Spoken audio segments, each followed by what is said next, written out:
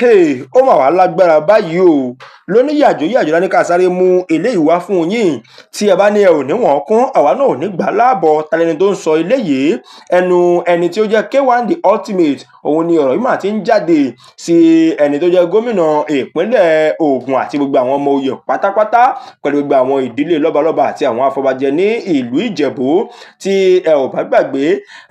ní àárín bí oṣù bíi mélòó kan sẹ́yìn ní K1 The Ultimate kọ̀wé sí ilé ẹjọ́ wípé kí wọ́n dá ìjọba lọ́wọ́ kọ́ àti àwọn afinijoyè àwọn afọbajẹ ní ìlú Ìjẹ̀bú, pé kí wọ́n dá wọn lọ́wọ́ kọ́ lórí ọ̀rọ̀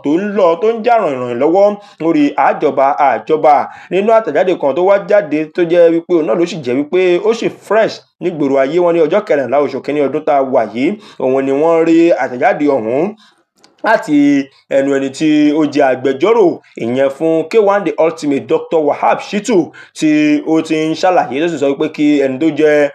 Abíọ́dún wípé kí ó kéde wípé ìdílé Fúsẹ̀ǹgbùwà nínú ìpàdé kan tí wọ́n ní wọ́n ṣe ní ọjọ́ Monday ọjọ́ 12 oṣù kínní ọdún 2026 wípé kí ó kéde rẹ̀ wípé òfegè ni kí wọ́n sì fa igi lé lóní pápápá. Wọ́n ní nítorí wípé wọ́n kùnà láti tẹ̀lé àwọn òfin àti àlàkalẹ̀ tí wọ́n làálẹ̀ fún àwọn tí ó ní í ṣe pẹ̀lú ọba àti oyè jíjẹ ní ìpínlẹ̀ Ògùn ní ọdún 2021. Gẹ́gẹ́ bí ọ̀rọ̀ yẹn ṣe wá tó wà ń bí, wọ́n ní Àyìndé Wàsíù, wọ́n ní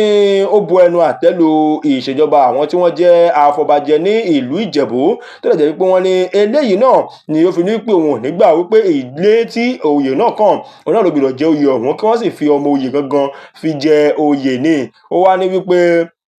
ẹni tí ó jẹ́ Síkírù, ọba Síkírù Adétọ̀nà, ìyẹn ọba àná tó gbéṣẹ̀, wọ́n ní pé lẹ́yìn tí ọba yìí ti gbéṣẹ̀ yìí wípé gbogbo wọn náà ti mọ̀ wípé ilé Fúsẹ̀ǹgbùwà gangan náà ni oyè ọ̀hún tọ́ sí. Ìyẹn ni pé ìdílé Fúsẹ̀ǹgbùwà ni ọmọ oyè ó ti wá, tí wọ́n lọ rèé fi jókòó sí orí àpèrè Àwùjalẹ̀ ti ìlú Ìjẹ̀bú. Ó wá ní pé ẹni tó jẹ́ akọ̀wé ìyẹn fún ìjọba ìbílẹ̀ Ìjẹ̀bú, ìyẹn Ìjẹ̀bú local government, wọ́n ní wípé nínú ọ̀rọ̀ kan tí ìyẹn náà fi léde ní ọjọ́ kẹfà oṣù kínní ọdún yìí, ni wọ́n ní wípé wọ́n ti sọ pé gbogbo àwọn ọmọ tí wọ́n jẹ́ ọmọ oyè nílé Fúsẹ̀ǹgbùwà kí wọ́n mú àwọn ọmọ oyè bóde. Òun ló wá fà á tí K1 The Ultimate tí ó fi sọ di mímọ̀ wípé eléyìí tí wọ́n ń ṣe yìí, wọ́n ní wípé wọ́n ń fi ọwọ́ bí pé wọ́n fi ń pa idà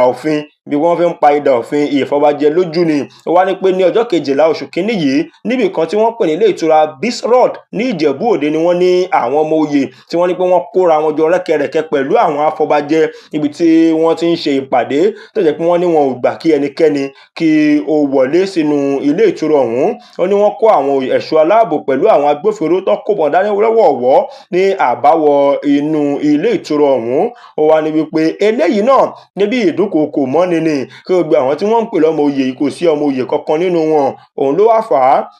á tí Àyìndé tó jẹ́ olórí ọmọ ọba ti ìlú Ìjẹ̀bú tí ó fi ń sọ wípé kò yẹ kí wọ́n lè gba irú ìpéjọpọ̀ báyìí tó wáyé ní ọjọ́ 12 oṣù kínní ọdún tí a wà yìí, pé kò yẹ kí wọ́n lè gba irú ìpéjọpọ̀ bẹ́yẹn, pé kí wọ́n ṣe irú ìpàdé bẹ́yẹn tí yóò lè sí ẹni tó jẹ́ ọmọ oyè láti ìdílé Fúsẹ̀ǹgbùwà pẹ̀lú òun ti ká lára òun náà, pé eléyìí ó yẹ kí wọ́n gbégi lé tàbí kí wọ́n fagi lé ráúráú ni, torí wípé kò tẹ̀lé òfin àti ìlànà tí ó ń dáàbòbò àwọn afọbajẹ àti lọ́balọ́ba pẹ̀lú àwọn afinijoyè ní ìpínlẹ̀ Ògùn. Wọ́n wá ní pé ṣe rí òun ò ní gbà o, orí àpèrè Àwùjalẹ̀ yìí èmi kọ́ o. Wọ́n ní tí ẹ ò bá gbàgbé, àwọn 95 ni wọ́n ní wọ́n jẹ́ bíi 94 ni wọ́n jẹ́ ọmọ oyè gangan láti ìdílé Fúsẹ̀ǹgbùwà ní ìlú Ìjẹ̀bú. Wọ́n wá ní pé ọjọ́ Monday náà ni wọ́n ti bẹ̀rẹ̀ sí ní ṣe àwọn àlàálẹ̀ àti bí wọ́n ṣe máa mú wọn, tí wọ́n ṣe máa da ifá tí ifá máa sọ ẹni tí wọ́n fẹ́ mú gangan láti fi wá ṣe ọmọ oyè tó jẹ́ pé ẹni tí yóò máa jẹ Àwùjalẹ̀ ti ìlú Ìjẹ̀bú. Wọ́n ní pé eléyìí tí wọ́n ṣe ń wá ẹni tí yóò jẹ Àwùjalẹ̀ yìí, òun ló fà á tí K1 The Ultimate tí fi sọ wípé òun náà fẹ́ díje dupò gẹ́gẹ́ bí pé òun jẹ́ ọmọ oyè, pé òun kì í ṣe ọmọ àlè. Gbogbo ìtàn tí wọ́n ń pa yìí, wọ́n ní ẹni tó fẹ́ jogún kógún, wọ́n ní irúfẹ́ ẹrú ẹni bẹ́ẹ̀ ìtànkítàn òun ni irú wọn máa ń pa. Wọ́n wá ní pé ẹni tí ó jẹ́ olórin ọ̀hún yóò K1 The Ultimate láti pàṣẹ lọ́ọ̀yà rẹ̀, òun ló ti sọ wípé kí wọ́n gbé ọtí kọ́ ní kí wọ́n withdraw ẹjọ́ láì nídìí kan, ṣùgbọ́n ní báyìí ó ti kọ̀wé jáde o wípé òun fẹ́ kí gómìnà ìpínlẹ̀ ọ̀hún kí ó gbé igi lé kí wọ́n sì ṣe ìdádúró fún gbogbo àwọn tí wọ́n ń fi ní joyè àbí àwọn afọbajẹ ní àsìkò ọ̀hún. K1 The Ultimate ní wípé òun ò nígbà o àfi tí wọ́n bá ṣe tí òun fẹ́. Ẹ̀kúnrẹ́rẹ́ gbogbo kinní ọ̀hún bó ṣe ń lọ lọ́tún lósì, àwọn ènìyàn ti wá ba gbogbo orí ẹ̀rọ ayélujára jẹ́ báyìí níbi tí wọ́n ti ń fi ọ̀rọ̀ léde fún ẹni tó jẹ́ K1 The Ultimate. Ẹnìkan ti ẹ̀ ní wípé